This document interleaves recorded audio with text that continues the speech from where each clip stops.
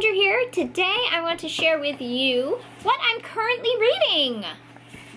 I am currently reading Lark Rise to Candleford. Yeah. I am on page 138, and that is of Lark Rise. And I wanted to share with you a little bit of my thoughts. And it is a trilogy written by Flora Thompson. And so far, it's not very narrative. It's definitely more of a memoir, but she does illustrate, or, well, let me see. Let me think of a bit. I don't know how to put it that way. How do you say she describes people? She elaborates? No, she talks about the characters, which really come alive. It's true, she does.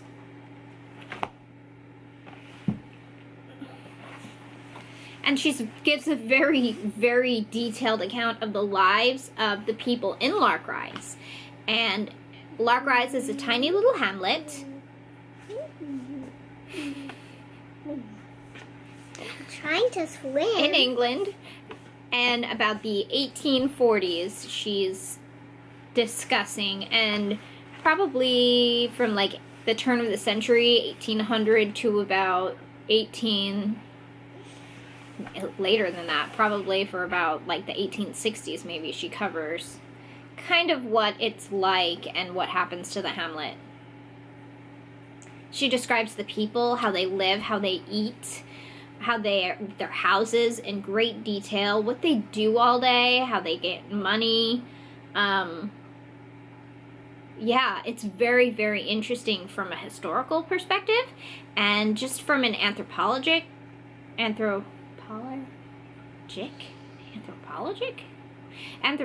perspective as well. Anthropologic.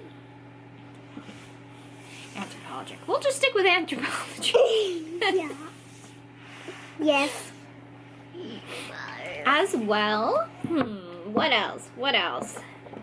I'm really enjoying it. It's not very narrative. Like, there is Laura, who I'm assuming is her, being that Laura is very similar to Flora. Laura. See what she did there?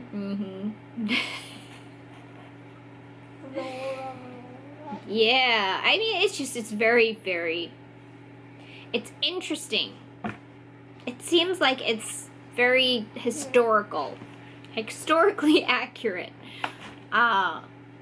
Anyway, I'm enjoying it. It's gonna take me a long time to read, but I wanted to share with you what I was reading, and just in case I don't get to doing more videos, you can see why. It's because, or more book-related videos, it's because I'm reading this massive one here. And it is not a fast read. That's not a bad thing, though. Sometimes you want a fast read. Sometimes you want something a little more descriptive, and yeah. I feel like I want to highlight passages in this book because it is so interesting. Like, she talks about birth control and medicines and how they raise their children. And there's one passage in here that I just read, and it was very specific to say about how the parents in the hamlet, the mothers in the hamlet, were very good at taking care of their children's physical needs, but not good with the emotional. And I think that was very telling about the time period. And I still think that we have a lot of that in our human history today, is not taking care of our emotional needs. We pass that on to other people, and as parents, we really should be looking out for our children's emotional needs, I think.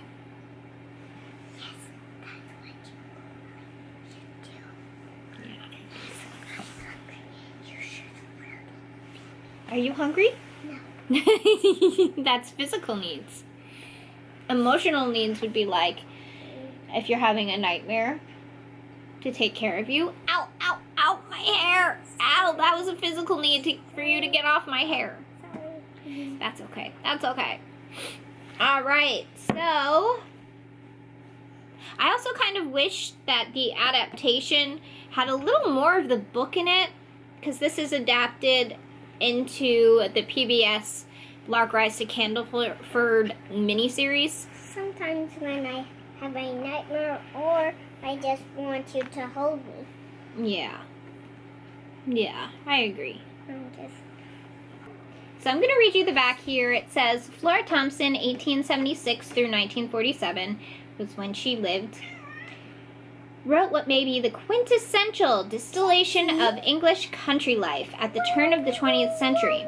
This trilogy of novels, Lark Rise, 1939, Over to Candleford, 1941, and Candleford Green, 1943, is the story of three closely related Oxfordshire communities, a hamlet, a village, and a town, and the memorable cast of characters that inhabit them.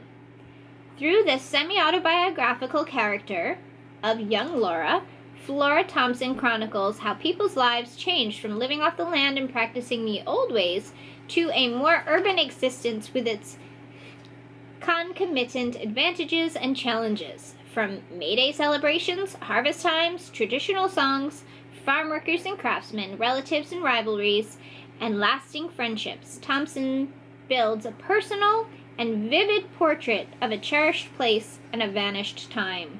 And then the little biography down here says, Flora Jane Thompson was born in 1876 in Juniper Hill, a hamlet in northeast Oxfordshire, England. One of 6 children, she was employed from the age of 14 on as a post office clerk and worked at post offices all around England. A prolific reader and self-taught naturalist, she began writing and publishing her short stories and essays in her 30s. In 1938, she submitted essays on her country childhood to Oxford University Press and went on to publish the books in this trilogy, for which she became best known. She died in 1947 in Brixham, Devon.